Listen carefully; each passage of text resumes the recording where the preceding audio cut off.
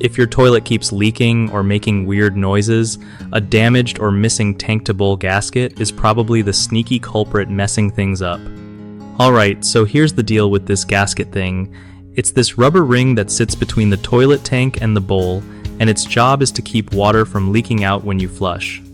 If it's old, cracked, or just missing, water can sneak out and cause leaks or make your toilet sound like it's about to explode every time you flush. First up, turn off the water supply to your toilet.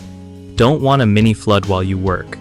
Then, flush the toilet to empty the tank so you're not dealing with a bunch of water when you remove the tank bolts. Carefully take off the tank from the bowl and check that gasket.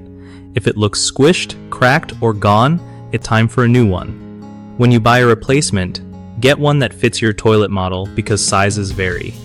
Pop the new gasket in place, reattach the tank, tighten the bolts evenly but don't go Hulk on them or you'll crack the porcelain. Turn the water back on and check for leaks by flushing a couple of times.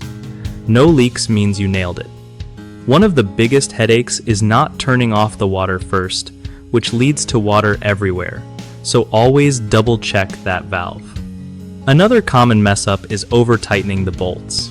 It feels like you're doing good work, but you can easily crack your toilet, and that is way more expensive than a gasket. Lastly, using the wrong size gasket is a classic mistake because it won't seal properly and you'll still have leaks.